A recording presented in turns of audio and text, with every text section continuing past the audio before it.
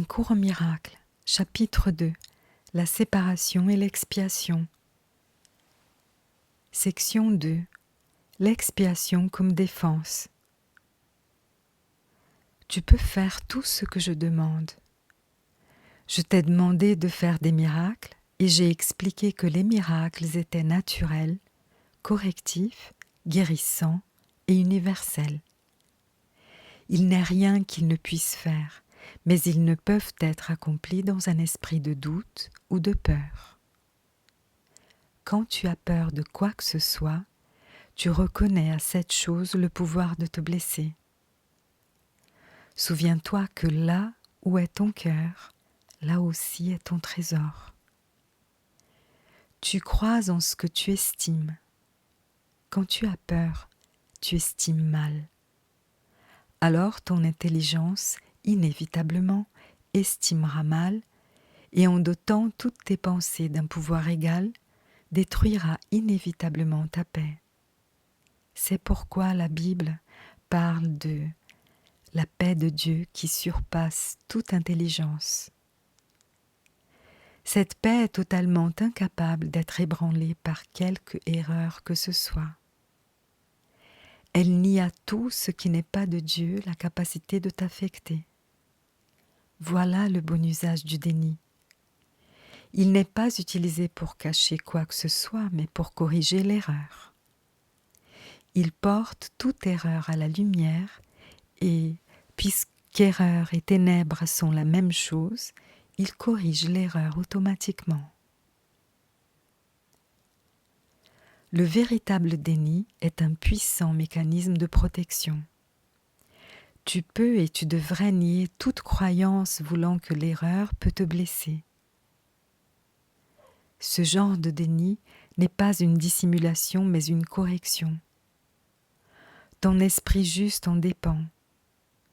Le déni de l'erreur est une solide défense de la vérité, mais du déni de la vérité résulte la malcréation, les projections de l'ego. Au service de l'esprit juste, le déni de l'erreur libère l'esprit et rétablit la liberté de la volonté. Quand la volonté est vraiment libre, elle ne peut malcréer parce qu'elle ne reconnaît que la vérité. Tu peux défendre la vérité aussi bien que l'erreur. Les moyens sont plus faciles à comprendre une fois que la valeur du but est fermement établie. La question est de savoir à quoi ils servent. Chacun défend son trésor et fait cela automatiquement. Les vraies questions sont « Quel est ton trésor ? Et à quel point est-il précieux ?» Quand tu auras appris à considérer ces questions et à les rapporter à toutes tes actions, tu auras peu de difficultés à clarifier les moyens. Les moyens sont disponibles à ta demande. Tu peux toutefois gagner du temps si tu ne prolonges pas indûment cette étape. Elle sera réduite incommensurablement si le point de mire est le bon. L'expiation est la seule défense qui ne peut pas être utilisée de manière destructrice parce que ce n'est pas un mécanisme que tu as fait. Le principe de l'expiation était en vigueur bien avant que l'expiation n'ait commencé. Le principe était l'amour et l'expiation était un acte d'amour. Les actes n'étaient pas nécessaires avant la séparation parce que la croyance en l'espace et le temps n'existaient pas. Ce n'est qu'après la séparation que l'expiation et les conditions nécessaires à son accomplissement ont été planifiées. Il fallait alors une défense si formidable qu'elle ne pouvait pas être mal utilisée, bien qu'elle puisse être refusée. Toutefois, le refus ne pouvait pas la changer en arme pour l'attaque, caractéristique inhérente aux autres défenses.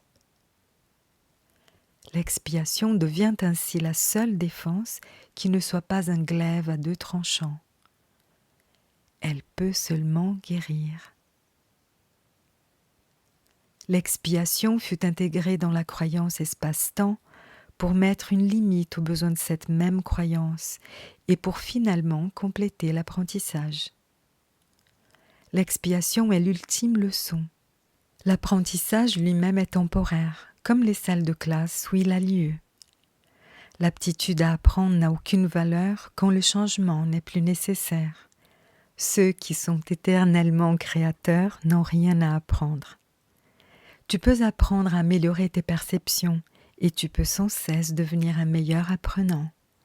Cela te mettra en accord de plus en plus étroit avec la filialité, mais la filialité est elle-même une création parfaite et la perfection n'est pas une question de degré. C'est seulement tant qu'il y a croyance dans les différences qu'apprendre est signifiant.